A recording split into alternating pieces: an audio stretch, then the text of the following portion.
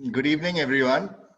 I'm Werner Egipsy from Earthkeepers Connect Goa, your host for this evening, the 10th day of the pre-summit webinars leading up to the New Earth Summit in November, the second edition of India's first integrative summit on solutions to our problems in health, food, farming, and environment. I extend a warm welcome on behalf of our summit convener, Darryl de Souza, and also on behalf of our 10 Earthkeeper groups in India and overseas, to our esteemed panelists of this evening, and we express our gratitude to you for taking out time from your busy schedules to be with us and to share your wisdom, so that all watching this webinar and its recording later may understand more deeply about a spiritual and holistic way of life that benefits not only the people of the earth, but also Mother Earth and Father Sky. Our topic for today is spirituality for global peace and harmony. I will introduce our panelists to the audience. Maria Salazar. Maria Salazar is a spiritual wellness coach. She's a firm believer that we need to take care of our physical, emotional, and spiritual bodies every single day in order to maintain balance and be able to live a happy and healthy life. She teaches Body Freedom, a program that helps and guides you to find your uniqueness when it comes to nutrition, movement, and connection. We are all different and have different needs. This is called bio-individuality and biochemistry. Maria believes that through self-knowledge, you can create a sustainable, healthy way of living and get to live fully and to thrive. She has a deep love and respect for people and cultures across the globe. Manish Paliwal. Manish Paliwal is the founder of Mani Padma Human Development Foundation, reader of more than 10,000 books on a variety of subjects, and an expert in personal and interpersonal communication, brand imaging, advertising, management, and organizational skills and abilities. Born into a well-respected family in Muzaffarpur, India, he had a keen interest in human development causes from a very young age. Owing to some unfortunate incidents in his personal life, starting with his mother committing suicide due to depression, followed by his children being born with disabilities, his interest soon transformed into a resolve to understand the origins of human suffering and misery and to find solutions for it. This made him leave his family business of textiles and thereafter the IT and marketing industries as well, to embark on a journey of service to humanity.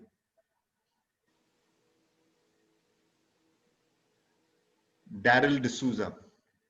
Darryl de Souza's reversal from 14 years of sickness to a state of complete well-being within just 1 year of using integrated natural therapies is a story that has inspired millions across the globe to lead healthier lives. His book, Become Healthy or Extinct, on curing chronic illnesses with integrated natural therapies, finds readership in close to 200 countries. Darryl does disease reversal workshops as well as spiritual workshops all across India. And he also served a 5-year term as the Secretary of the World United Doctors and Healers Association. He hosts platforms and events for doctors, healers, and therapists to work together and has curated and convened 4 mind, body, and spirit healing conferences. Darryl is also an organic farmer, an environmentalist, a TEDx speaker, founder of Earthkeepers Connect, ambassador of Vegan Nation, convener of the New Earth Summit, and a speaker at the World Parliaments on Spirituality. Alejendrah East. She is a facilitator in healing processes and a passionate instructor in the areas of natural health, emotional and spiritual intelligence, personal and leadership development. She has been trained by highly dedicated and renowned instructors from Japan, USA, Peru, Singapore, India, Russia, and New Zealand. She has also been trained by and works closely with the elemental, tree, nature, and angelic kingdom. Alejendrah is from Peru, lived in Japan, Singapore, USA, New Zealand, and now resides in Colombia. She has traveled the world extensively, and it has given her a wider and deeper perspective and understanding of human nature. She loves to collaborate with like-minded people and is committed to support the advancement of humanity. Her students say she has an eagle eye to get to the core of the issue and the ability to create amazing out-of-the-box solutions. So now we'll start. We'll begin the first 3 rounds, which will conclude in 1 hour so that we can keep the next hour for Q&A with the audience. Accordingly, I request each panelist to address each question in a maximum of 5 minutes. To our attendees, if you would like to receive the recorded video of this webinar, please visit earthkeepersconnect.org and click allow to allow notifications from our mobile news app. You can also subscribe to our YouTube channel, The New Earth Summit, for the recording of this webinar. Our audience need not wait for 7 p.m. to type their questions in the Q&A box below. So the first question, what is spirituality or spiritual life? Is it something personal to each individual, or does it relate to an individual's relationship with the world? So I'll ask Maria to start. Hello, everyone. Thank you so much. Thank you, Miguel. Well, for me, we are all spiritual individuals whom we have forgotten. And it is, to me, the journey in this body, in this dimension, it's to learn to be human instead of spiritual, because spiritual, we are spiritual beings, but we have amnesia and we have forgotten. And this is the task that we have come here to learn, to reconnect with ourselves, with our powers, and with everyone. And because we live very separate lives. So I feel that the disconnection is what causes the pain, right? And physical pain and emotional pain and sickness in our bodies, because we can heal ourselves. And we are always looking for the answer outside ourselves. And we never reach these answers because we're always going to people trying to fix everything for us because it's easy, instead of going inwards and trying to find what suits us. Again, no, we're all at the same individuals, but at the same, we're one. But first we need to connect with ourselves and heal ourselves to try and heal the rest of the globe. And I don't like to say we're very sick people because it sounds horrible, but there's so many mental illnesses right now, emotional illnesses, physical illnesses. And this comes to me, this comes from the disconnection that we have. So there are many ways that we can reconnect physically, mentally, emotionally, spiritually, and this way to thrive, and then teach people how to do this in their own individuality, from their individuality, they can come to as a whole in a sane, healthy way. And it is possible to do so by doing some practices that are there for us in a very accessible way, like meditation and taking care of your body with movement. And we have learned that this modern world teaches no pain, no gain. And to me, this is completely the opposite of no pain, no gain. No pain, no gain, it's something that comes from, for me, from disconnection and suffering. It doesn't mean that I don't mean that you do not have to go further. Yes, but with love and respect. I always say that I take 2 vitamins every day. 2 vitamins, vitamin A and vitamin R. Vitamin A in Mexico, it's amor, love. So in English would be the vitamin L and the vitamin R. Love and respect from my body and from everything, for everything. And I don't, that's why the question is, or does it relate to an individual's relationship with the world? Yes, but first it starts with us. It starts with ourselves. How can I give to you something that I don't have? I don't even know who I am. So if I do meditate, and I also teach that nutrition, it's super important, because also there's the energy of food. And it will connect you to everything, to Mother Earth. It will connect you to it depends on what you eat, how you will be feeling. It's not random that if you eat packaging, processed foods, use your energy and your disconnection goes like down. And if I eat plants and if I eat things that have a different vibration, because at the end, everything is vibration.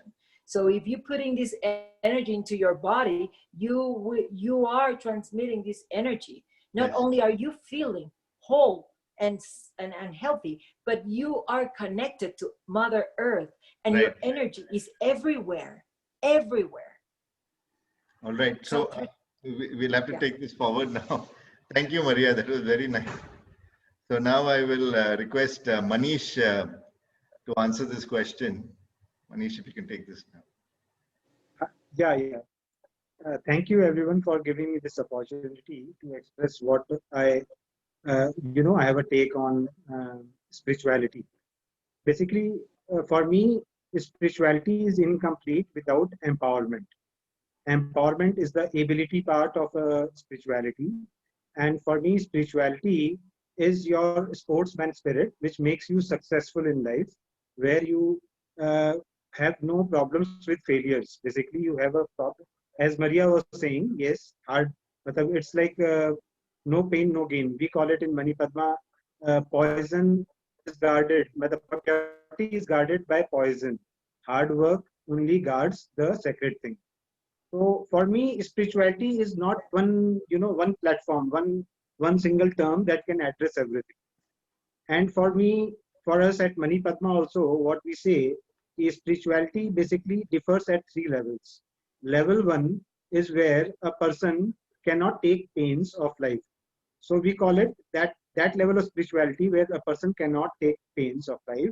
They need salvation. They need, moksha. They need kind of desirelessness is what is to be taught to them as a spiritual way of life. But there is a second stage where a person wants to lead in a particular area in life, maybe one dimension of leadership of textile or of chemical. So one dimensional leader, somebody who is pursuing a particular goal in one area, for example, a textile owner or an advertiser or a political leader. So they have a goal. They cannot be desireless. They cannot be, for them, spirituality cannot be same as the people in plane 1. So for them, they have to practice spirituality, which is suitable to their goal that they are pursuing. So their spirituality meanings change. And likewise, when people who have intense goals in life, like for example, I'll give my example, Darryl's example. I think our other panelists are from the same categories, who have intense goals of transforming humanity. So they have intense goals. And when you have intense goals, you have huge goals, you can't even afford to have a very, blissful life, because you have to take so much of pains and stress of the goals. So it's like a lot of people say effortlessness is the spirituality. For me, again, I say, no, effort is the spirituality, right? Effort is spirituality. on the right goal is spirituality. And on your goal, when you polish yourself to be able to achieve that goal, is also spirituality. So again, coming to my definition called sportsman spirit for different kind of roles chosen by three different level of people in life.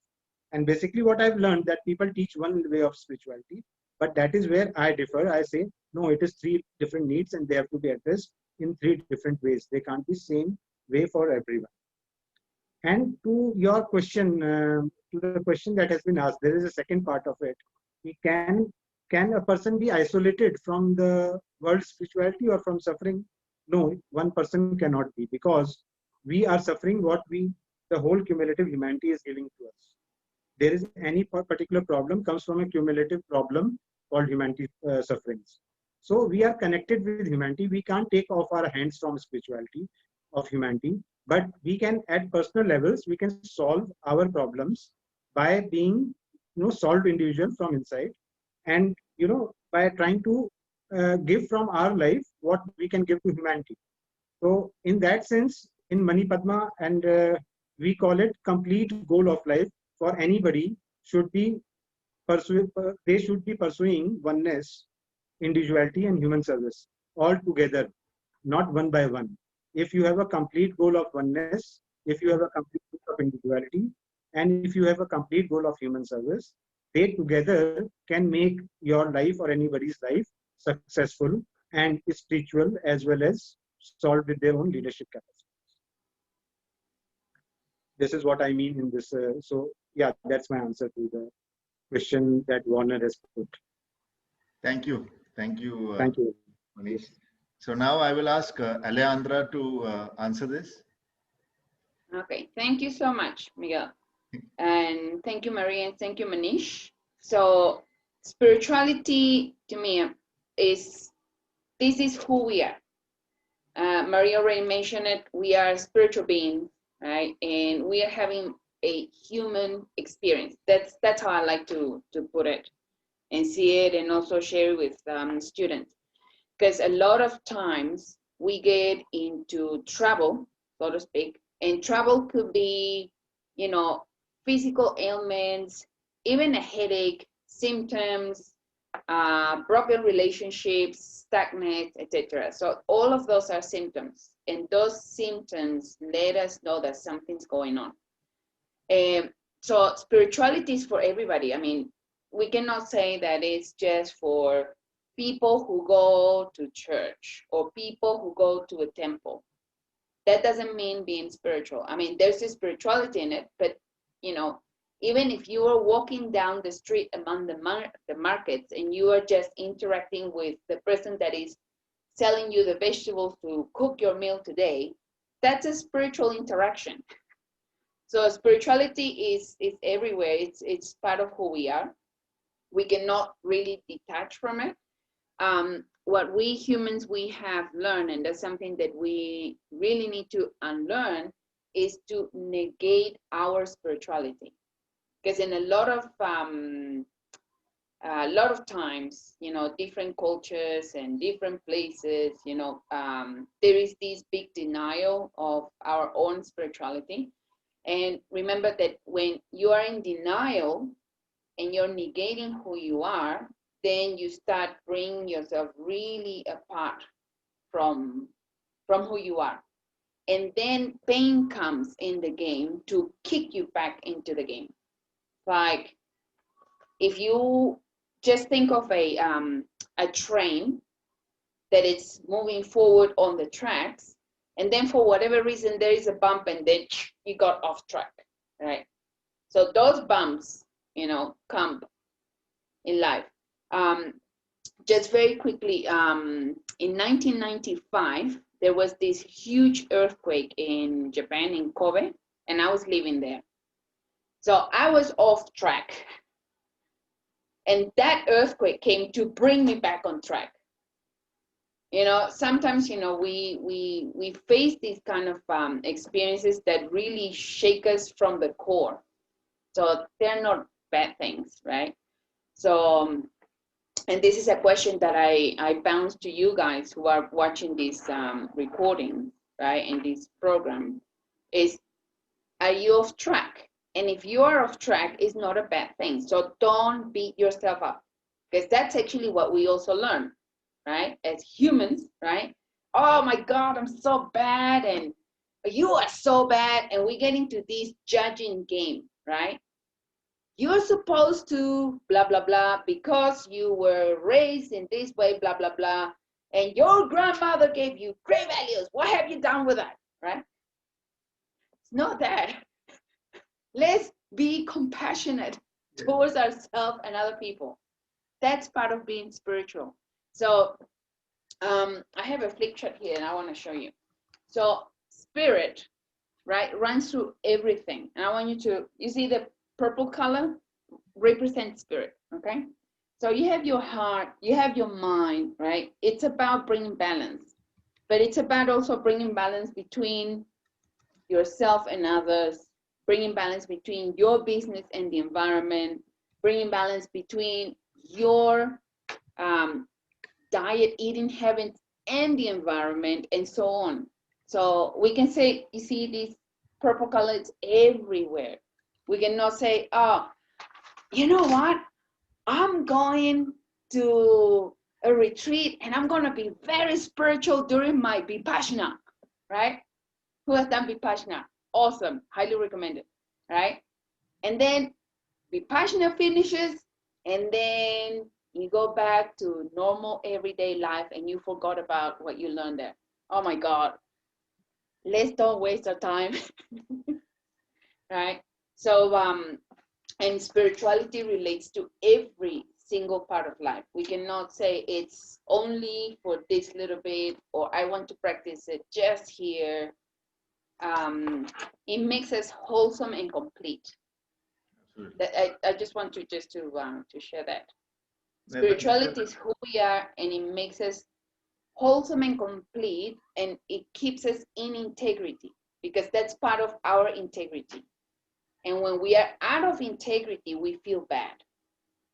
So the bad feelings that you may have, or the headache, or the physical symptom that you may have, it tells you you're off track. So just bring yourself back on track. Wow. That's beautiful, beautiful. Thank you. So now I will ask Darryl to take this forward. Yes, thank you, Miguel. And yes, really, it was really wonderful listening to all our panelists. And I'm going to give a little different take, starting from some ancient references of cultures. For example, about 10 years back, I saw a big placard that was framed in a big, old Portuguese villa here in Goa. And it was almost like the spiritual kind of charter of the Red Indians. Okay, and I was reading it, and it talked about what the meaning of spirituality for them, and it used this word, the Great Spirit. Okay, so when I looked at that, and I found a lot of relevance to the way I understood things in the world, and I would just like to explain with that perspective. So the Great Spirit can be, of course, a very big spirit, and the spirit, I think, that flows through all things. And the spirit, and we think, human beings are living, and fish and bacteria also. But yes, there is energy flowing through soil and through the plants and the trees and everything. So everything is energy, and it's just taken a different form, by changing its frequency.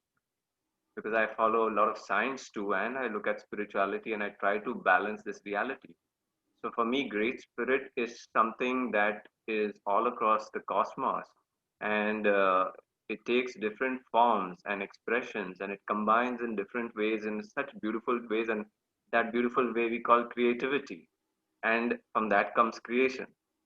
So, I say that human beings, we are on a spiritual journey to understanding Great Spirit, of which we are an integral part. So for me, that journey is a spiritual journey.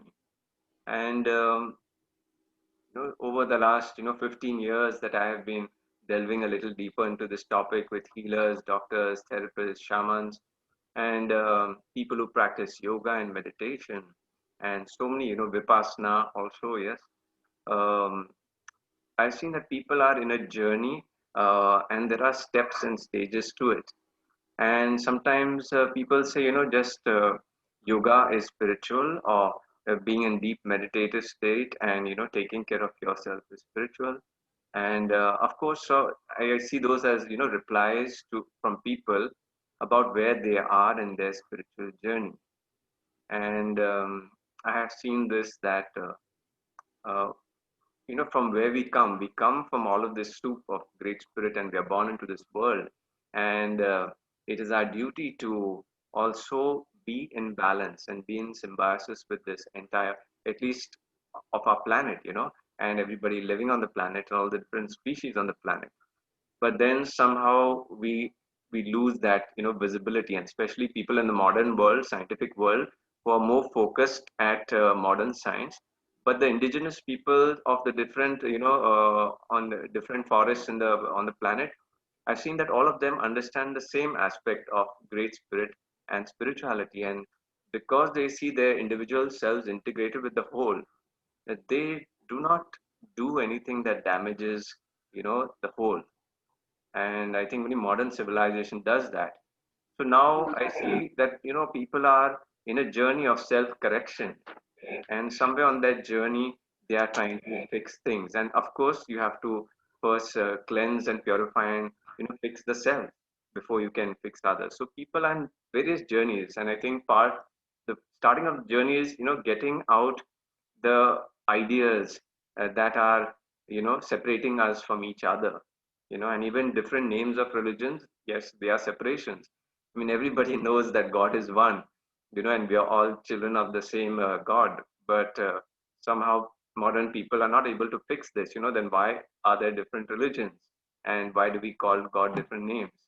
So I think we're all in that journey. And for me, finally, the spiritual journey culminates when you have taken out the rubbish inside, you have brought in something that is, you know uh, more more holistic, more heart centered, collaborating with all people in a good way to bring good things to people, society, and this planet. And so for me, that is the spiritual journey and spiritual life. When you're on that journey and you finally come to a point where, all your thoughts, words, and deeds, and what you choose to do in life respects all the aspects of great spirit in whatever forms they are, and you align with them and you collaborate with them to create a beautiful world. Wow, that was really nice. Thanks. Thanks. So now from this, we'll move to the next question. And our next question here is, the world is in a very disturbed state right now. You could say almost the way Alejendrah has said that we are derailed and then we need to get back on track, and an earthquake has shaken us. The world is in a very disturbed state now. Why do you think it has reached this point, and what can individuals do about it to make things better? So, Alejendrah, if you would like to take this one. All right. Thank you so much. Yeah, that's a big question, and there are millions of answers to that. However, it is that disconnection that Darryl was just talking about. Yeah, because when we disconnect from who we really are, right? We are these spiritual beings, right? We are even, star seeds, right? We come from all over the cosmos, and we have, I wouldn't say just randomly landed on planet Earth, but we have chosen to incarnate on this planet Earth at this particular time because there is this particular huge event that is happening right now, which is our awakening, right? So one thing that happens actually during incarnation, as part of the incarnation process, is that when we are born, the moment that we actually coming out of our mother's tummy, right, the veil of forgiveness, it's put on us. So it's like, and I want you guys to think of this veil like a cloak, something that is put over our consciousness, and then we literally go into amnesia, and Maria was talking about that at the beginning. We forget about that, right? And I'm in chills telling you this. Look, my skin is all full of goosebumps, right? So we forget that, right? Now, our task is to remember who we are, because we do. I mean, the fact that we are here together, the fact that you're watching this, you're participating live in this transmission, and then later you're watching the recordings, it's because there is a part of you that calls you to connect with this kind of information to really help you remember, right? So it's a communal task. This we do in community. That's why we have to come together, right? Remember that the microcosmos that you are, I am, we are, right? We are a microcosmos that represents the macrocosmos, right? And we have been told in order to understand the cosmos, the universe, we have to understand ourselves, right? So these times of uncertainty are not doom and gloom. Please, I mean, if you have ever hear these, really doom and gloomy news or conversations, please, if you're going to listen to that, listen with compassion, but don't get sucked onto that conversation, because remember, we are co-creators and we can co-create our own reality. The conversation of the fifth dimension, it's going on, right? Our destiny, our human destiny, is to move from this tridimensional, this 3D, onto the fifth, right? The fourth dimension is the bypass, right? And in order to reach there, right, we have to be congruent. That's why on the first answer that I gave on the first question, what's spirituality? It's being in integrity. There is this word in Japanese. It's called kansen. Kansen.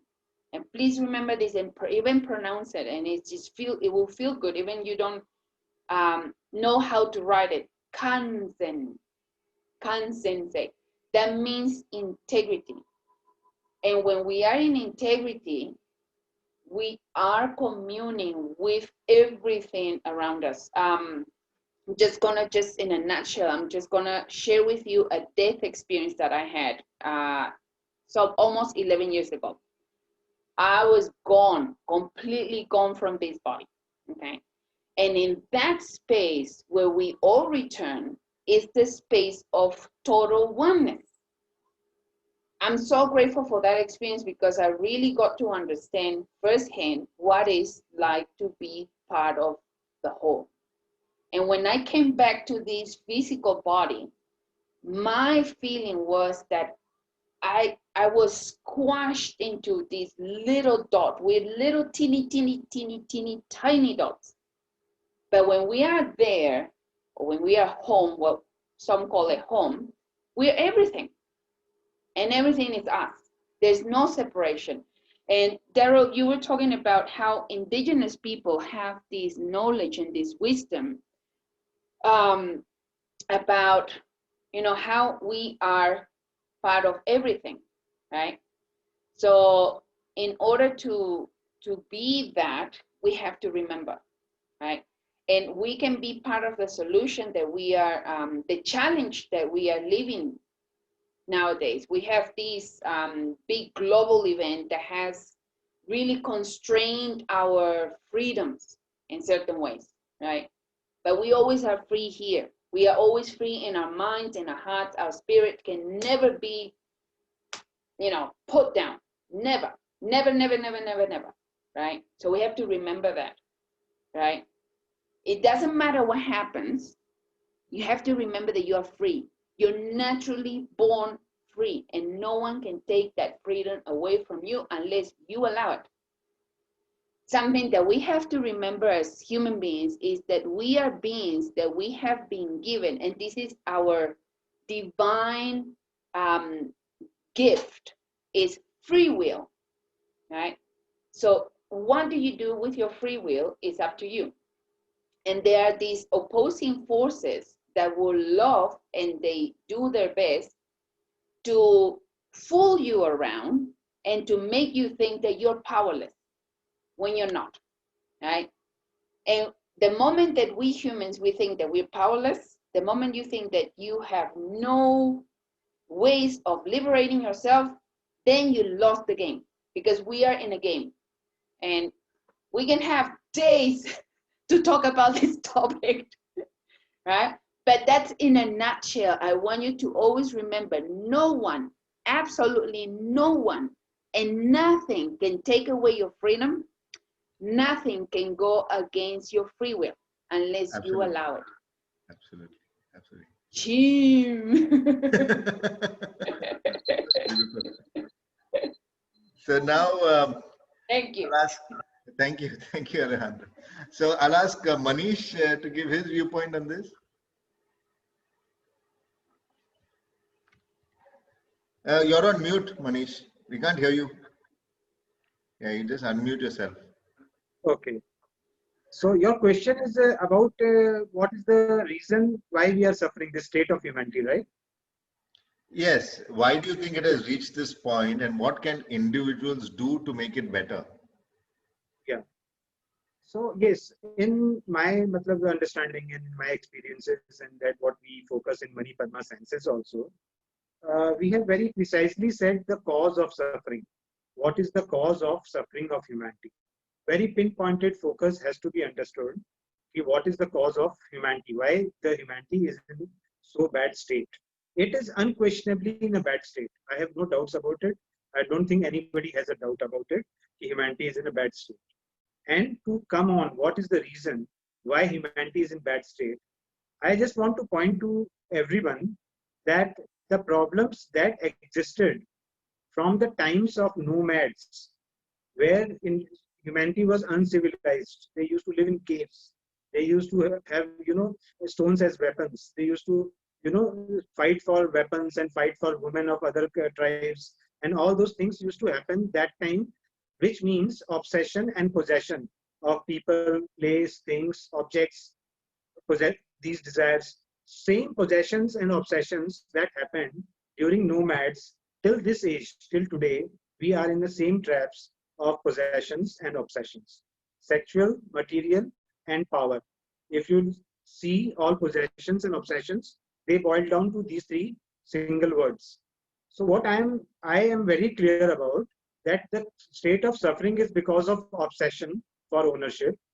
We have to, if we want to solve this problem, we have to bring a peace and harmony in the state of, discrimination should reduce, exploitation should reduce, opportunities for growth of people should improve, higher success opportunities should grow up, and possession should not be disturbing to others, power and ego should not be disturbing to others. If these kind of collective consciousness and collective solutions, if they are pinpointed and broad, humanity will have solution, because the root problem is obsession, and we have to solve problems of obsession by meaningful possessions, by meaningful expressions, by meaningful self-expression. So this is a very absolute, I have worked out the whole scientific process of this, and in Mani Padma there is a clear-cut design of how everything has to be pinpointed to solve. So in that sense, yes. And second part of your question, Werner, I would like to answer, which is that what can an individual do to solve this problem? Or can individual? So yes, on my side, I'm very clear that people should first of all give their best effort to solve their own life, which I think Maria also said in the first question, Alejendrah also said in the first question. The source of solution for humanity begins with a solution for self and life. If I am not solved, I cannot solve your problems. If I am not solved, I cannot solve problems of humanity. If I have to solve problems of humanity, I have to solve my own problems. And when I solve my own problems, the solution process itself engages, my solution can only come from my complete oneness, my complete individuality, and my complete human self. If I really want to solve my own problem, it happens only through the route of complete whole, of doing something about oneness, of doing something about my own individuality, whatever is my business, profession, whatsoever it is, and human service, where I am serving at least to the weaker sectors than me. If I want services of upper sectors than me, then I also need to give services to the lower people who are suffering and more suffering because are weaker than me. So this is what I say, a solution for self happens through oneness, individuality, and human service. This route is solution to individual also, and this route is solution to whole humanity also, through an individual. So this is my understanding and my solution to problems of humanity. Great, great. Thank you. Very interesting, Manish. Now I'll ask Maria to give her answer to this question. Is in a very disturbed state now, yes, and I feel the fear because it's in energy, and people are based on fear, uncertainty, and this is the way many people are living their lives right now, through watching TV all day, watching the news all day, just more disconnection and disconnection, and everything that they hear, see, speak is fear-based. And there's a big impact because we forget that we are electromagnetic beings, and that everything is connected. And if I am living in a state of fear, and many people in the world, many are living in that same state, we are not helping anything. The earth feels it. All the humans and the animals and everything feels our fear. And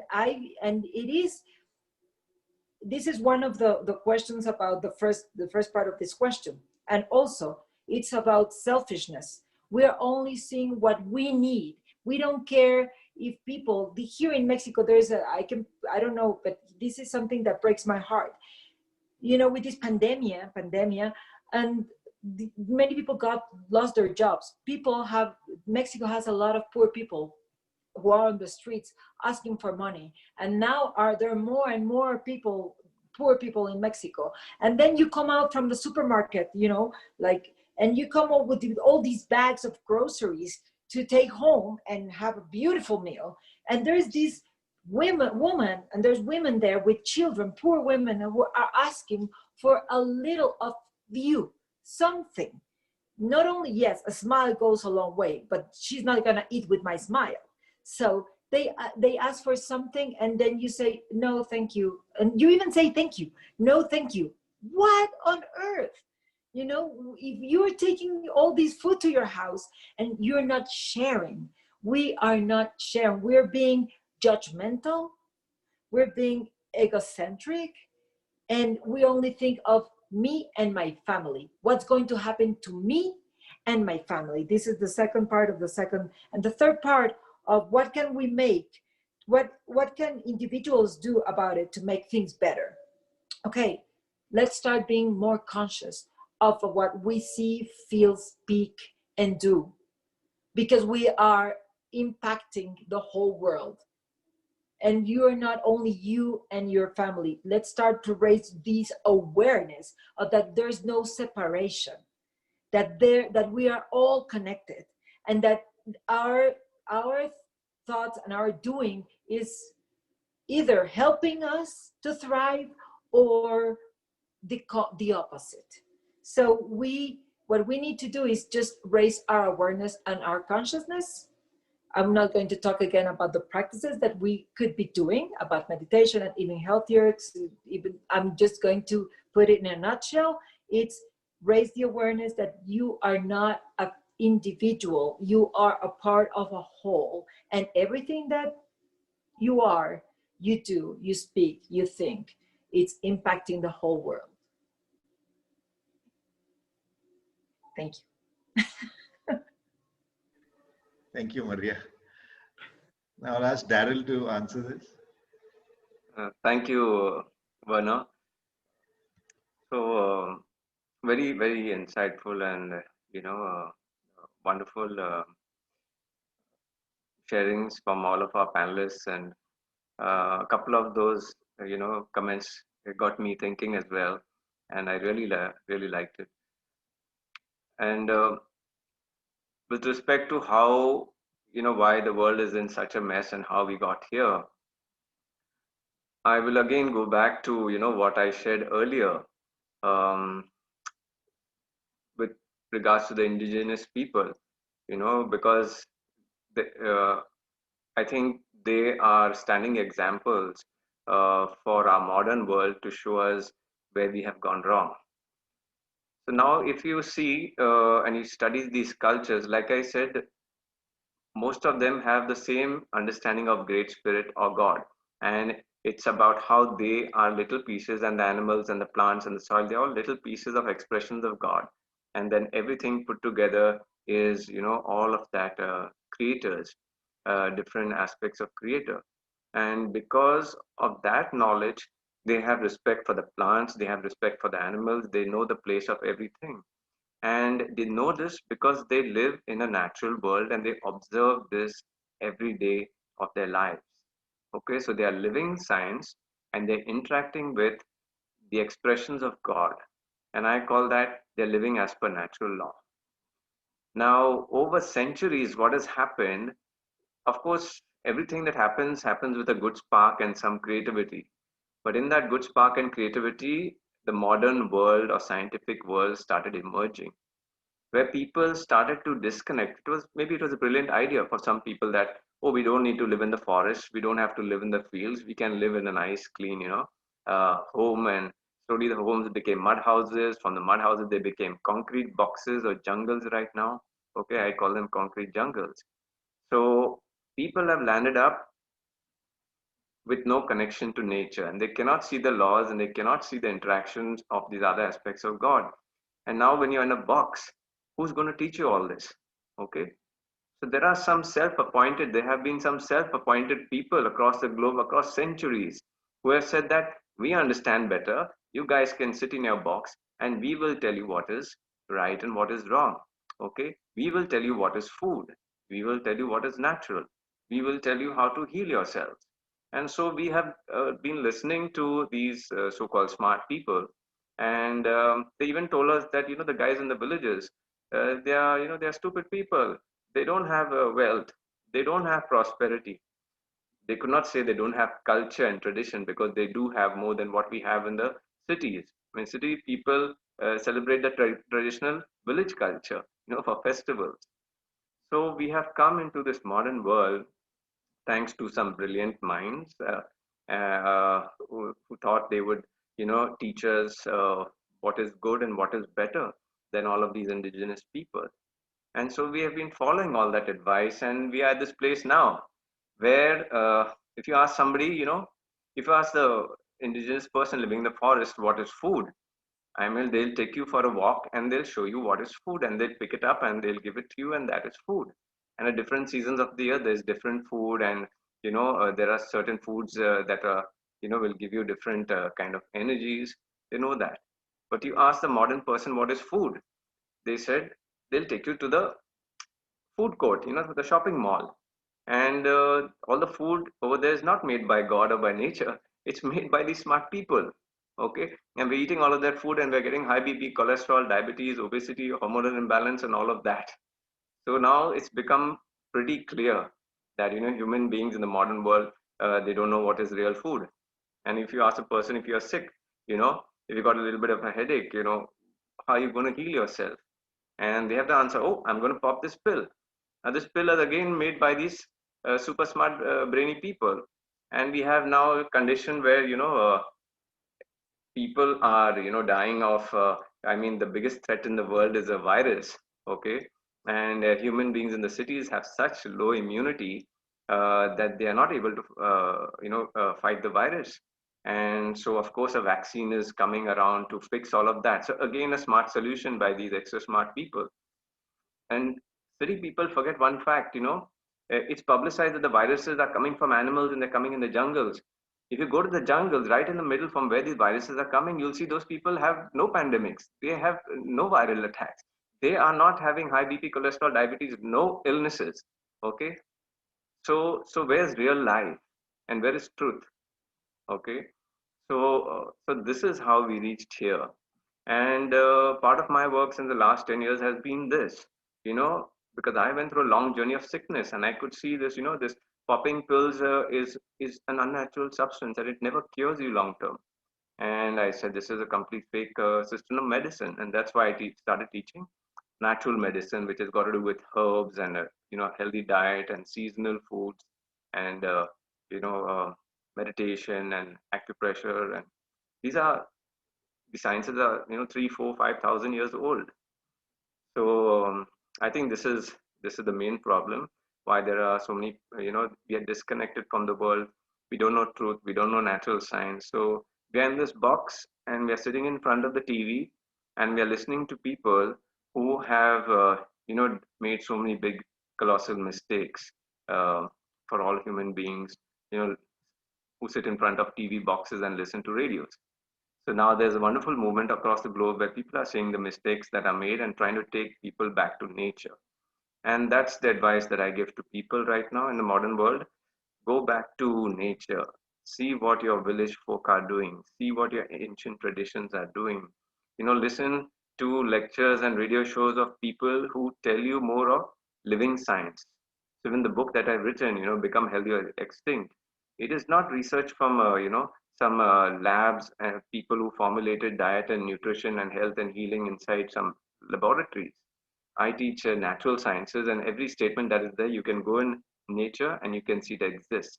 And that is what nourishes and that is what heals. So that would be, my path to kind of giving people solutions on whether it is your health, whether it's the kind of house that you make, the kind of energy that you do, the kind of work that you do, right? So we need to, uh, and all of these other expressions of God, whether it's the trees or the soil, the soil is a teacher. If you try to grow something in a bad soil, it will not grow. And so you will have to understand the soil and make good soil till you can make that plant grow. So in this exchange, the soil is the teacher. It's not you. It's not your knowledge from the TV or the radio, right? So my advice to people is start getting back to nature, and nature is the real teacher. The sunlight is a teacher, the water, pure water is a teacher, the earth is a teacher, the plants, the animals, they seem to be the only, all of these species, other expressions of God, they still have natural law intact. And I think they're the bigger teachers than all of these modern geniuses who have, kind of made a mess of the world.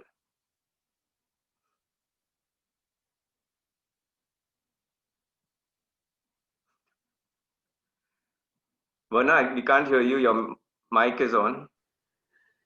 Thank you, everyone. This is really very interesting, especially about integrity, being conscious, and being part of the spirit.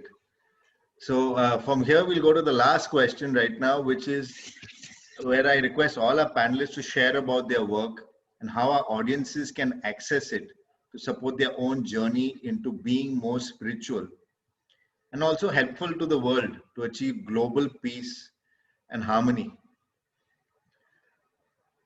So who would like to take this? Manish, would you like to take this?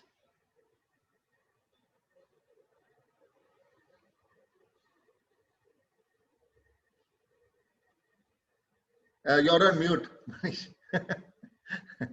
It looks like an introduction now. We are introducing ourselves now. So I am Manav Vikas Prasasheva. I changed my name from Manish Paliwal to Manav Vikas Prasasheva. And I am founder of Mani Padma Human Development Foundation. My mission in life is to, bring complete solutions to all problems that humanity faces with. So that is where we come from. And Mani Padma Human Development Foundation is an organizational design where we have organized things to be executed through an organization. So what is at the source of Mani Padma Foundation is a design which is comprising of 1,125 initiatives that we call projects, clubs, councils, programs, and services, including CNATs. So these CNATs and programs, altogether initiatives, will be implemented across the world from year 2020 to year 2040. So it's a design of 20 years in which we execute lots of projects which bring solutions to humanity. And what these do, basically, they are all integrated solutions of enlightenment, empowerment, and human service. So how do we define enlightenment? For us, enlightenment is knowing your life purpose is enlightenment. The moment you are clear with your life purpose, that is enlightenment. The moment you are solved with your abilities that are required by a person to achieve their life purpose, we call it empowerment. The person who is empowered is solved with the abilities to achieve their life purpose. Likewise, on the final ground, we say human service. The services plan that you have chosen to execute it to give services to the less privileged than you. So enlightenment, empowerment, human service is our integrated solution for every individual, even organization and humanity on the whole. So yes, our solutions of 1125 projects, why they are so many in numbers? Because they have been catering, each project is designed for a particular segment, gender, age group, relationship, kind of different levels of their needs are specifically catered through a specific program. Likewise, for organizations, special programs for organizations. For humanity system solution, team working, integrated solutions with the teams, different teams doing different things. They are part of the. So our solutions actually are addressing 11 segments of individuals, 7 levels of organizations, and 6 goals for humanity. There are 6 goals on which we work through our design for solving all problems of humanity. So yes, this is our design of solutions for humanity. Your next question, and probably what everybody would like to know, or I would like to tell people, that how we offer a solution to audiences that we have in this group, in this audiences. Yes. So we are going to launch our workshop in this month, and registrations will start. It is in name of Big Me Mind Lotus Workshop. So this Big Me Mind Lotus Workshop is designed to bring complete solutions to all problems a person faces, an individual faces, including all questions being answered in the same workshop, all problems being solved in the same workshop, all kind of needs that is required for a person to be enlightened, to be empowered, and to be served is all available in this workshop in a 40-day structure. A curriculum of 40 days will be a life transforming workshop. Everything will be solved. For audiences, they can keep on, they can check on www.bigmeworkshop.com. That is our, as of now, the website. And on the same website, they can find the registration pages and how to register and things like that. So that is our solutions to, to the individuals in the audiences, and to how they can solve problems of humanity, how the audiences or the people who do our workshops, Mind Lotus Workshop, how they can move on to solve problems of humanity. We have some special rules called icon rules. In Mani Padma projects, a person can take certain area which he wants to or she wants to, serve for humanity. So those projects are there. They can select from the projects in which they want to participate as human service provider. And taking those roles, they can become icons, which solves the problem for humanity through the project, and also brings leadership to their own life, to their work, to their family, through that role. The moment you take a oneness role, you become oneness, you become known to everybody, and then you have powers of oneness. And that powers of oneness brings, solutions to your individuality. And that when you're powerful, when your individuality becomes powerful, your work gets power, your life gets power, your family gets power. So it's like a to and fro solution. It is an end-to-end solution for individual and for the humanity. So this is how we have designed our solutions for our audiences in this. Thank you, Manish. Alejendrah, would you like to share with us? All right, thank you. Yes, and okay, so I want you to think about this first. Okay, I love using my illustrations for teaching. Okay, so think about human beings. Okay, you as a tree, right? We are all like this, right? And what we see is the trunk up. You don't get to see the roots, right? And when you don't get to see the roots, most of the time, this is unknown. right? Because what you're seeing is this. Now, think about these fruits as headache, some distortions along the spine, okay? Malnourishment, problems with your spouse, you know, relationships that are not really working well, you know, businesses that don't really take off, etc., etc., etc. So that's the fruits, right? So what happens if you have an apple tree that has been giving fruits, you know, beautifully, and then harvest time comes, and then you find out that your apples are all horrible. You can't eat them, right? And you're, oh my God, what happened to my tree? Okay, what I'm gonna do, I'm gonna prune it, get rid of the apples. I'm gonna put a lot of fertilizer on the soil, right? And then a year goes by, and then again, harvest time, what happens?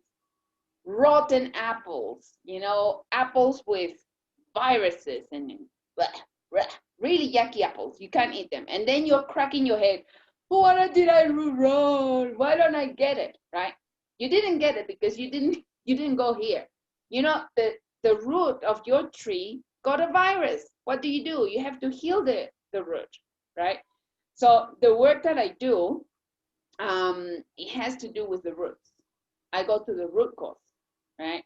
Whether if it's physical health, whether if it's an emotional issue, whether if it's just even stress, relationships, we have to go to the root cause. Now you see the word fear here, right? So fear is something that we learn as humans. We are not born with fear, but it's something that we learn it along the way. And you see this tree trunk, and I don't know if you get, Miguel, if you can make my screen bigger so we can show this, please. I can't actually, I mean, you could, I don't know, your screen is as big as it could be. Screen. You can pin my screen. But anyway, I'm going to put it very close to your screen. Okay, let me just try. You can see it very clearly. Yeah, you can see it? Okay. Okay, so, I pinned it. Done. All right, thank you. Thank you so much. So you see these little red dots here, right? Right. Right. So these little red dots, I want you to think of times in your life, even when you are inside your mother's womb, that you get marked, right?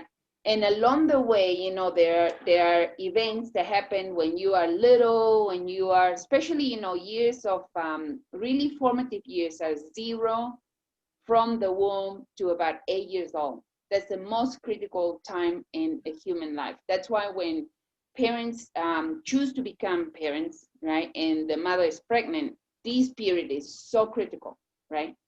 We can create world peace by having conscious pregnancies, respectful birth, right, and respectful and conscious upbringing of our children, because this is how society is created, actually, by the way. Not when the children go to school. It happens from the mother's womb, right?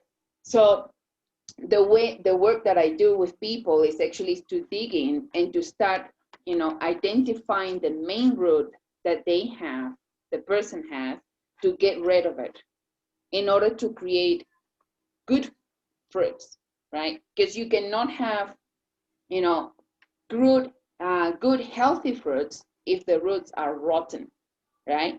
Now, and my life purpose is to educate you and to support you in doing this. So a lot of people think that life purpose, right, which is really your soul purpose, right, it's a straight line. Oh my gosh, how many of you have thought that, oh my God, I know it, I get it, I'm gonna do this, right? And then it happens and then you end up on the wriggly worm path. And, you know, like happened to me when I was in Japan, I became a money-making machine, okay? I got sucked into that, that society's norm to make more and more and more money, okay? So, and that's why I was hit by the earthquake. Oh my gosh, it was really terrifying, and it was an awakening experience because I was so ingrained in doing that, and I was 21 or 22. So I thank God that I was there, even though there was so much distraction. I really thank God that I was there, right? So then that earthquake got me back on track. But then I move along the path, and then broken relationship, big drama. I found, hypnosis, NLP, go back on track. Somehow you go like this. You start moving forward, right? Then another broken relationship, second broken marriage. Off track, really off track, right? And then do more healing, more meditation, go on retreat, do all the good things, go back in track, right? And this is life, guys. Wow. Life is not a straight line. I mean, if you ever, thought that it was going to be a straight line, wake up call, knock, knock, knock, wake up. It's not like that.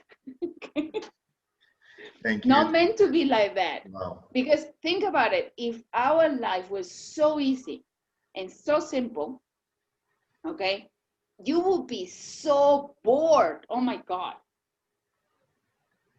Thank God for this 3D environment, planet Earth, greatest school ever in this universe. There are many schools like planet Earth in the different universes. For our universe, Mother Earth is one of the greatest schools. Thank God, Gaia, right? So that broken relationship, that broken finances, that business that didn't take off, your broken health, whatever is so-called, quote unquote, broken, is your opportunity. It's your move on now. springboard. Absolutely. It's your springboard, right? And even, we'll have to move on to the next panelist. Sorry, all right, good. That was very interesting, but we'll have to move on to Maria now. That was very, very interesting. Thank you. Take a screenshot. This is where you find me, okay? All right. WhatsApp me. All right. I'll be happy to support you. Thank you so much, guys. Thank you so much. Thank you. Yes. All right. Yes. So the question was, how to. Oh, there we have Maria back.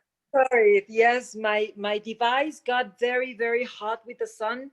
Oh. And bye device. But if you want to continue, Darryl, I can go next. No, Maria, please carry on. Well, I work mainly with women. Doesn't mean that only with women, but I focus a lot in women in our sacred feminine and divine feminine. Because of a very personal journey, when I was 22, I ended up in a rehab center. My weight was 36 kilos and I was in a wheelchair. And I couldn't do exercise. I had no energy, no nutrients in my body. And all this was caused because of the obsession that women lived in this society and culture of being perfect, physically perfect, and the rest doesn't matter. You've got to have a very beautiful body and a very beautiful face in order to be someone, and this becomes beauty sickness. So my program in English is called my community is called Beauty Sickness, and the work that I do is with women, because not only was I hospitalized because of my underweight and had no menstruation, no period, no nothing, and I almost died. And then when I was in the rehab center, I started rethinking, who am I? I'm not this body. I don't need to be perfect to please anyone. My husband, one day my husband, but my family, my friends, my social circles. So in this culture and society, beauty, it's taking a lot of us, a lot of our energy as women. And we are so much more than that. We pass our days and our energy is expended through thinking about beauty, trying to modify something about us, and we are forgetting that our sacred divine feminine is what is here to heal and help heal the world.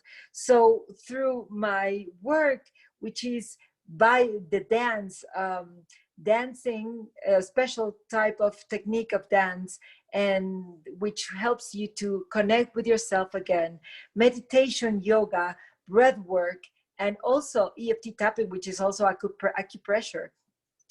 So we can start healing, then we can forget that we can reconnect with us and see, maybe in other parts of the world it's not as Latin American, and Latin American people, women are so obsessed about beauty, and we need to reconnect as women, and we need to start bonding and trying to help each other instead of just being separate, and help more women. So my program is called Body Freedom, and through Body Freedom is where I help women reconnect with their divine feminine, sacred feminine, so they can not only live a happy and fully life, but to help and help heal other women. And this feminine energy will thrive on our planet. So this is the work that I do. Thank you, Maria. Now I will ask Darryl to share with us. Yes, before I, share my contacts, my book on spirituality, um, there's something that I missed completing, in the last uh, answer that I gave. And I think people need to have this perspective also.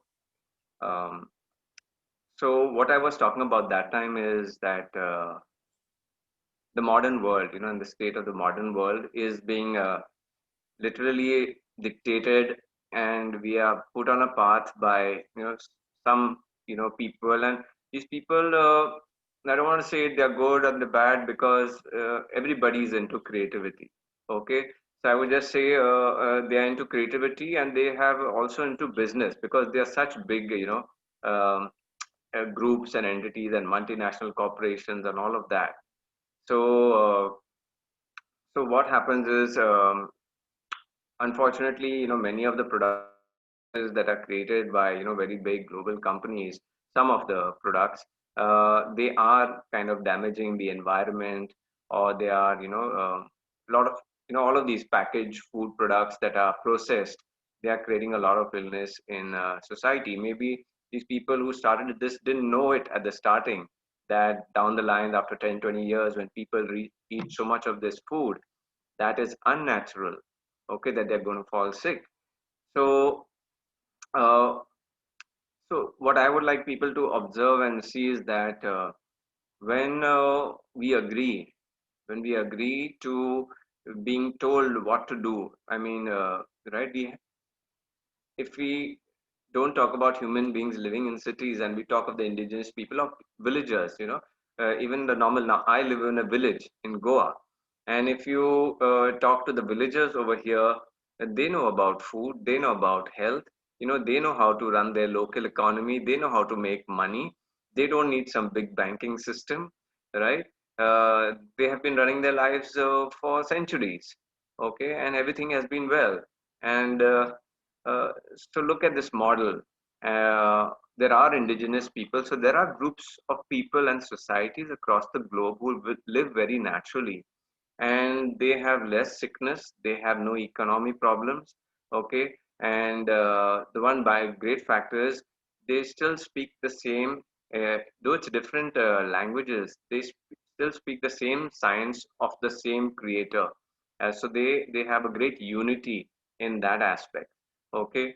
And when you ask them, so what are your differences, if you all saying that everything is a great spirit and we all part of that, well, they say only differences are our skin color, the language we speak, and our traditions. And so all of those differences are actually beautiful things, right? But in the modern world, we have people in various cities and cultures and religions. They have literally been dictated and told what is the meaning of God. what is the meaning of life, and all of that. And so they are people who are fighting against each other with different definitions of God and life, and what they should do and what they can do and what they cannot do as per their religions or their belief systems. For me, it's very plain and simple.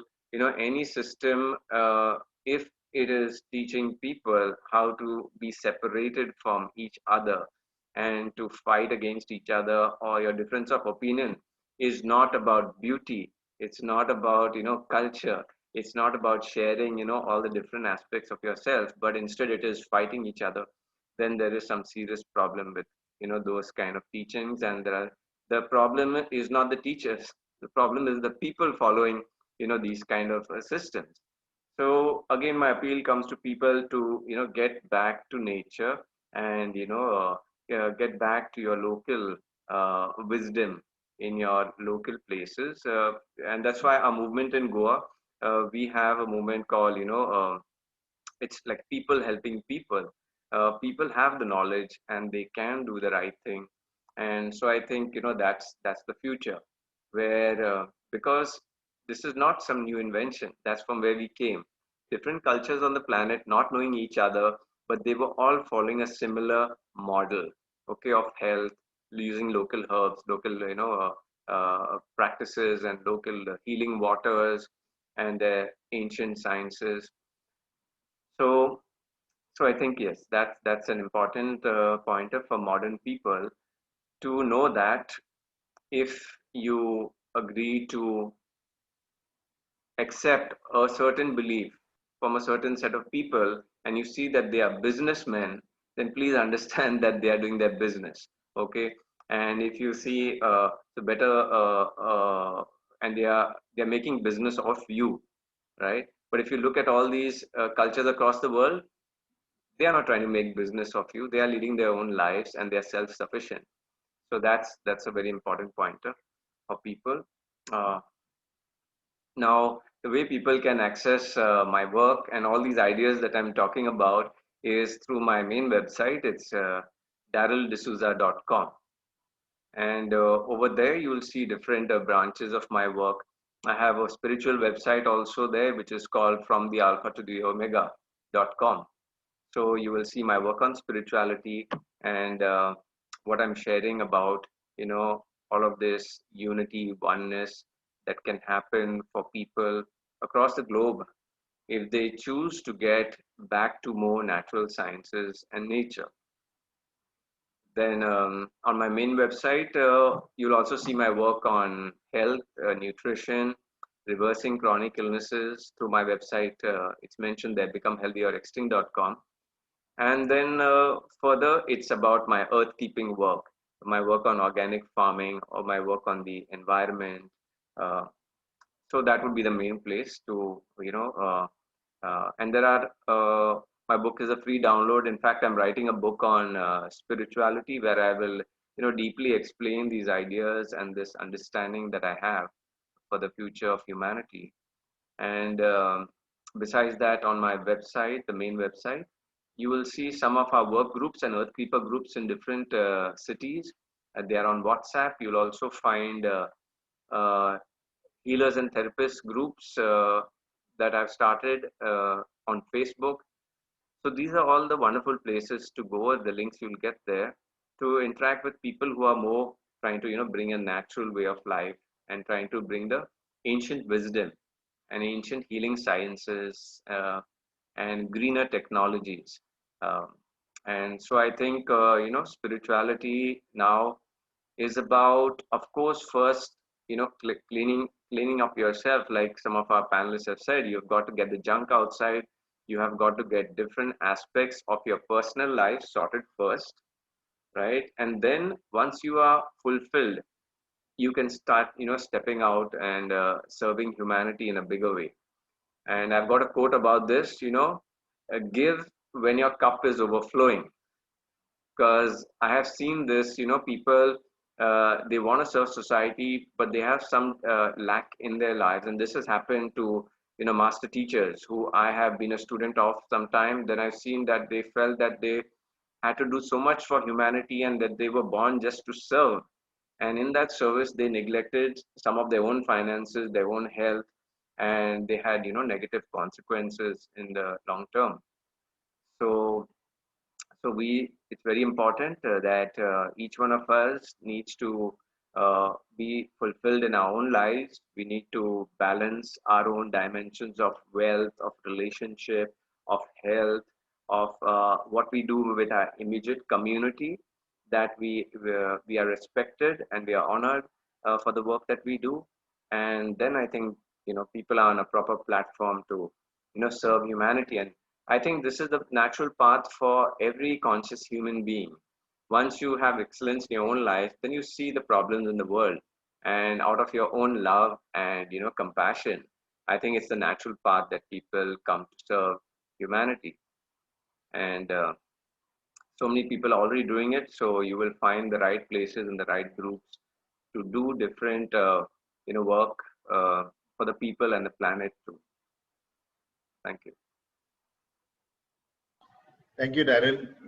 Now we will open this to the audience. There have been a few questions, and actually people have answered it. Alejendrah, they've been asking for your email address or website. I have already written my email address and WhatsApp. My website is under development, so yeah. All right. All right. So just guys write to me on WhatsApp. Faster, easier. Sure. Thank you. Thank you. So remaining. They just okay. One question's coming. All right. So one question is about acupuncture. Does anybody, does any of the panelists promote acupuncture, and how does it promote overall health? And which one is more helpful, acupuncture or acupressure? Alejendrah, you want to take that? All right. Yeah, thank you. I used to work in a clinic in Japan where I practice acupressure and I practice moxibustion, like it's like acupuncture with herbs, and all of them are really good. Now the question to you who is asking this is, what do you want it for? Now, something that you really need to address the root cause of the issue, okay? Remember, go to the root, right? If it's a chronic symptom that you have it for years and doesn't go away with anything, you have done anything and everything under the sun, then you have to look for the mental, emotional cause of your symptoms, right? Because I tell you this, I have taken care of a lot of patients, clients with chronic illnesses, and the root cause depends on the person, okay? Just to give you an example, someone with hypothyroidism, right?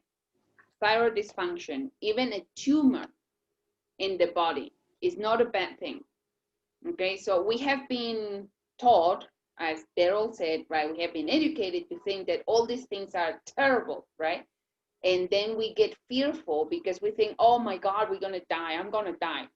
Now, death is not real, remember that. So instead of fearing, just look for fixing the issue at the root cause, so you don't have to go around and around and around in circles, wasting your time and your money and your effort, okay? But going back to the question, the original question, yes, acupuncture is good, acupressure is good. Any natural therapy that you can do in conjunction with taking care of the root cause of the issue, wonderful. Go ahead and do it. That's my answer. Thank you. Thank you, Alejendrah. All right. Yes, Miguel, I would also like to comment on that question. Now, between acupressure and acupuncture, not to be biased towards acupressure, because I've been teaching it since 15 years now, and but I see it is a little more easier for the common man to practice acupressure. You see, because there are in acupressure, it's a simple fundamental. There are different points on the body, and you may press any point, and if it's not paining that point, it indicates that there's no blockage in that, it's called a correspondent point that is connected by nerves to that part of the body. Okay, so if I'm pressing this point now, it is on the, it's of my left colon. I mean, colon is one, but this is the left side of my colon, and you are seeing a mirror image, so you may think it's right. Okay, so for example, you can check how good or bad your colon function is. But with acupuncture, you do not check for that. You are supposed to poke the needle exactly in that place. So it takes years. It takes about 6, 7, 8 years to learn and be a proper acupuncturist who can look at all the diagrams and put the needle in the exact place. Okay, but I teach acupressure in one day. Okay, so then next day people can go and start pressing all their points and check it. So for me, from a user's perspective, I have seen that acupressure is easier to learn and to use every day. And so you can use it, twice a day. I tell people, if you're in a hurry to heal, then use it twice a day. Otherwise, if you have not spent that money and time and those years to perfect acupuncture, then you need to go and see a therapist. It's going to cost you money, and probably you'll just have one visit or twice, 2 visits a week. But the beautiful thing about acupuncture is when the practitioner has it right, and then they can cure a headache. Just put some needles in your. If you got a migraine, they can just put a couple of needles in 2, 3 places, and in 10 minutes your migraine may go away completely. Okay, so that's beauty of acupuncture. And I've seen over the last 15 years that some people go to some acupuncturist for certain reasons, because that person is an expert on that, you see. So when we ask them, if you want acupuncture for a headache, who would you go to? They say, oh no, that guy's not so good with headaches, he's good with digestive system, but the headache, this guy can take away a headache in 10 minutes. So that tells me that certain acupuncturists have certain points and anatomy and root cause and curing formulas. They've done it very well. And so I also advise people that you can try acupressure yourself at home, and if it doesn't work, then you can try acupuncturist, but go to an acupuncturist who you've heard about, that this guy is good for digestive system, this guy is good for the heart, and that guy is good for the migraine.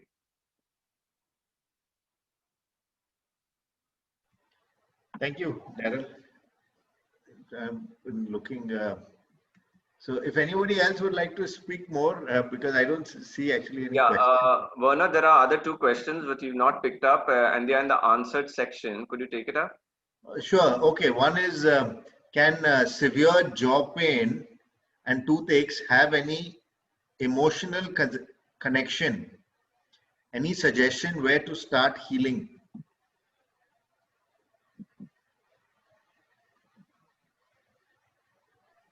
Can you repeat that question? Sorry.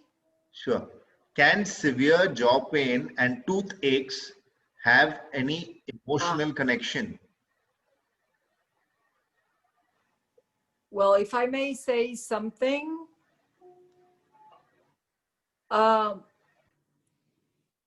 emotional connection for me, yes, it has a lot to do with your stress. It can be a variety of causes, but it also can be stress. And that's why we are not conscious that our jaw and our teeth are getting a lot of pressure when we are sleeping, because we are stressed. And so we need to take this into consideration. Many times, I don't know if you are aware that when you wake up and you feel pain in your jaw and sometimes in your teeth, can also mean that you are really pressing your teeth so much because you are being in a very stressful mode, and in your sleep you are hurting yourself. So we need to also revise this, because it can really mean that it's you need to heal. You need to start doing some practices to take your stress down. Thank you, Maria. Yes, Alejandra, you're on mute. We can't hear you. Thank you. All right. Thank you, Maria. And one specific thing about the jaw that you guys need to know is that when we hold anger, okay, the emotion, the feeling of anger will generate bruxism, okay? That's the teeth grinding while you sleep. So you have to release that anger. Anger will make you clamp the jaw and it will make it hurt really, really badly. Have taken many cases of jaw lock, like people who can't open the jaws because they're so tight. But something that you can start doing is you have to really start being really honest with yourself about what's making you feeling angry. And what is underneath anger is here at the surface, okay? And what's beneath anger is the sense of injustice. So just ask yourself, what's not being fair in my life? Is it that someone is doing something to you or someone that you love that it's really making you feel angry? And listen, anger is not a bad thing. In a lot of cultures, we have been taught that if you feel angry, then you're a bad person, and it's not that. So every single feeling is a signal for you to take action and make corrections, right? So the signal or the wisdom of anger is that something is not fair. And the call to action to anger is that you go and make it fair, right? You fix the issue. And before you do that, you have to do a reality check. There's 3 steps to anger that I'll share now. The first step to anger is you have to do reality check. You have to ask yourself, is this really that bad? Sometimes our minds will just get things out of proportion. And the second thing you got to ask in the reality check is, how much do I have to really do with it? Right? How much responsibility do I have in this share? Okay? And just by doing that, your anger can go down a little bit. The second step to anger is communication. So you have to talk to the person that hurt you or did something that offended you or did something that, jeopardized you or someone that you love, right? Communication. So you fix that there. And the third step to anger is if you have done these 2 steps and you still feel angry, right? You have to go to the next level, which is forgiveness, right? Forgiveness, but it's not just forgiveness from your mouth out. It's really forgiveness, truly forgiving, okay? Unconditional forgiveness.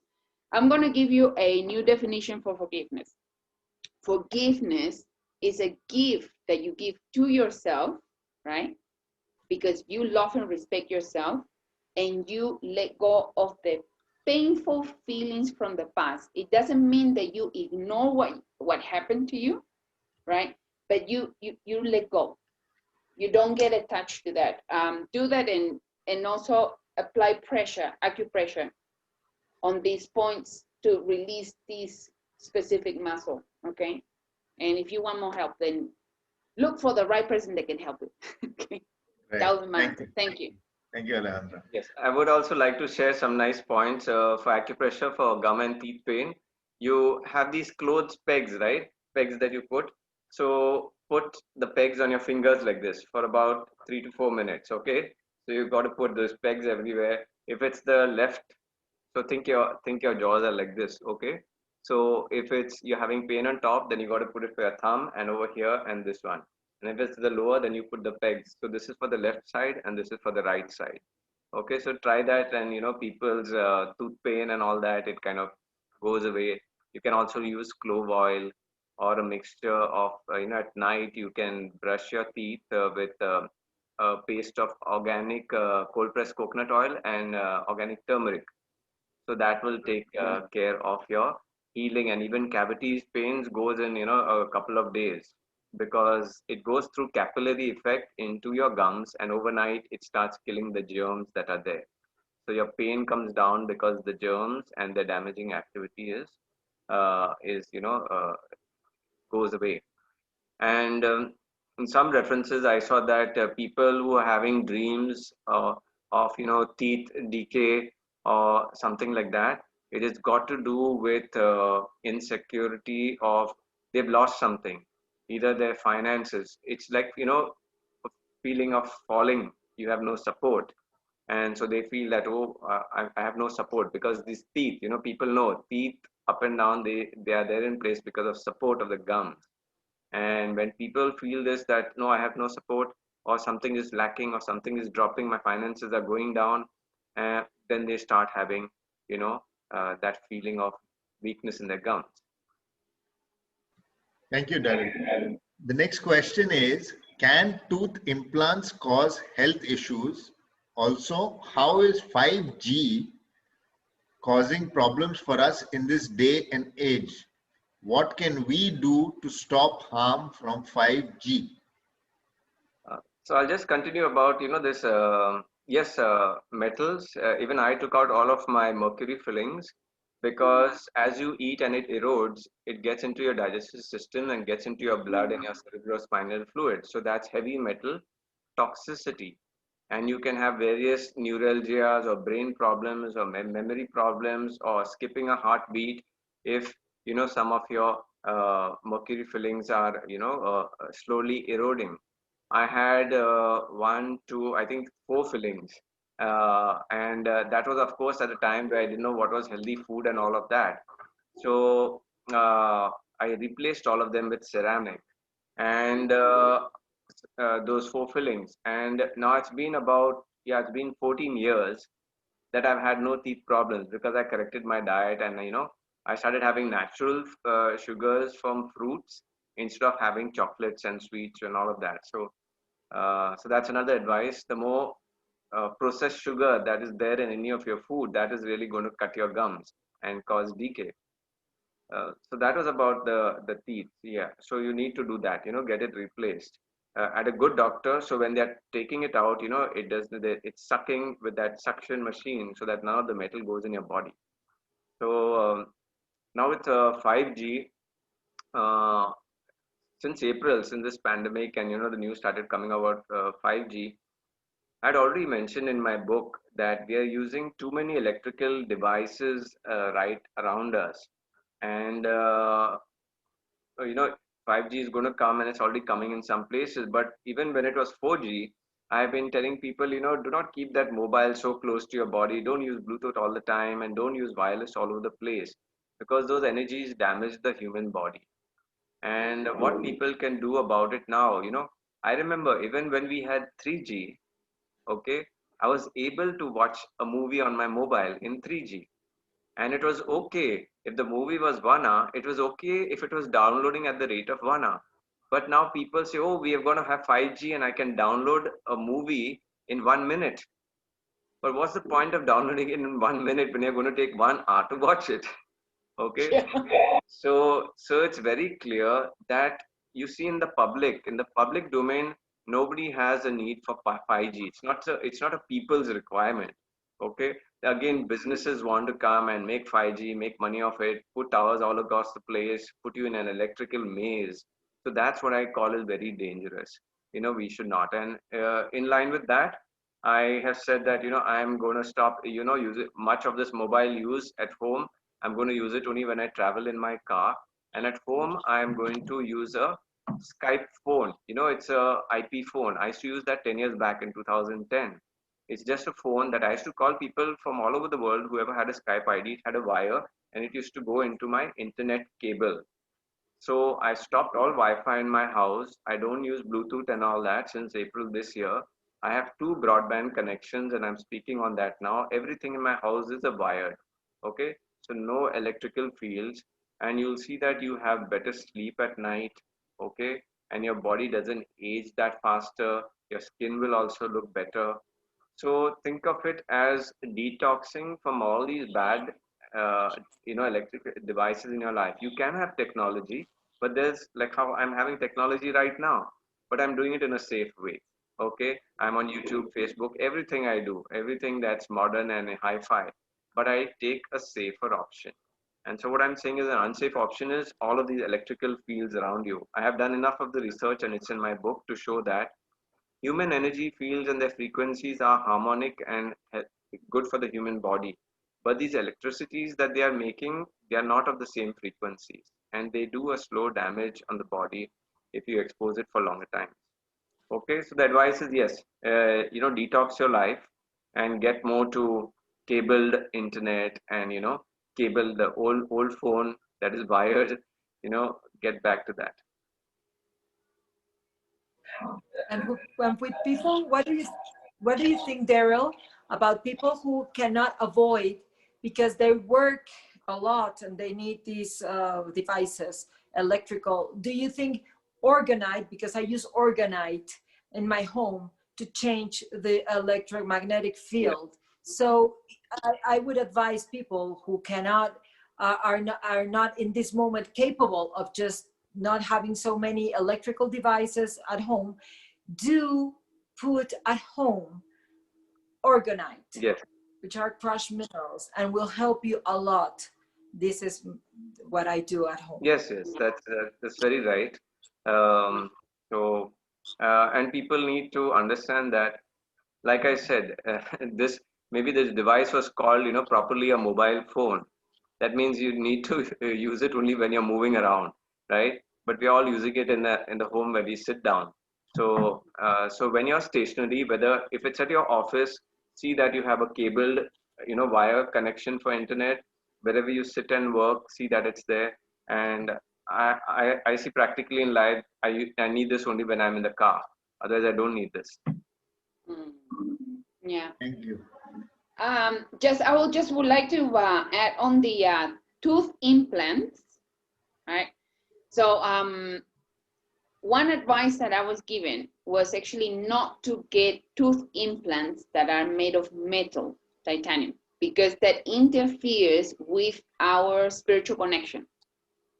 It creates interference. Nowadays, there are implants that are made with glass fiber. So you look for that. Yeah. If in your country you can get that, yeah. And the other thing about 5G is that one way to counterbalance that is the powerful Agnihotra, the Agnihotra practice from India. It's the Vedic practice. I do it at home, and it is very, very effective. So highly recommend you to look for Agnihotra or Homa therapy, Homa therapy. Then you can also carry with you, which is what I do, and I have it here. It's a yantram made of copper. Yeah, so that goes into the body. I mean, next to the skin. That also helps a lot. There are many devices that you can use to counterbalance 5G, but then we have to really look at what is happening in our world, because as Manish mentioned earlier, right? So his quote says, obsession for possession. I love that. And my translation for obsession for possession is greed. And Darryl was saying, like if in the past we were okay watching a movie, 3G that will take an hour to download, but that's the length of the movie. So why would we want it in 1 minute? But that's greed, right? So we have to look into what's really happening with us human beings, as in how come we are falling into the pattern of greed. We want more, and we want it faster, and we want it now. So you gotta look at what is driving that. And as we change, we impact the rest of people and the environment. So I think what Darryl was saying also, and what Mario Lisa also was saying, we have to make changes in a home and with ourselves. Yeah, that's Absolutely. It. Thank you. Thank you, Alejandra. So next question is, does anyone promote CBD oil, and please elaborate on some benefits?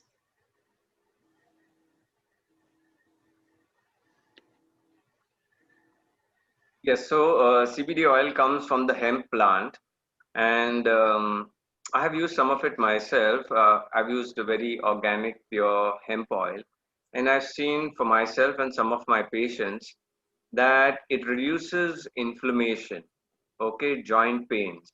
It improves digestion.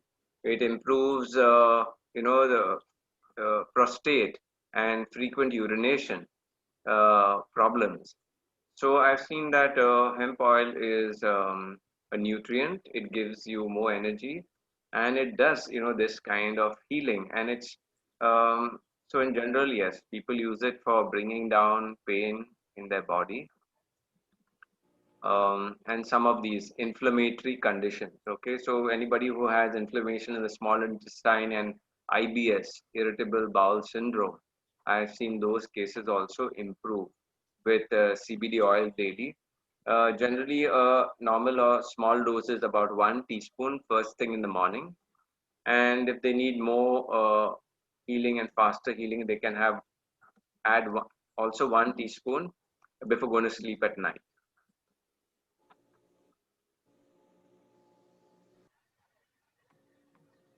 Yes. Thank you, everyone. Yes. Thank you, Werner. Thank you, Maria, Manish, Alejendrah, for being here with us and sharing your wonderful insights and wisdom. And I wish you all the very best with your efforts and your projects to transform people and this world.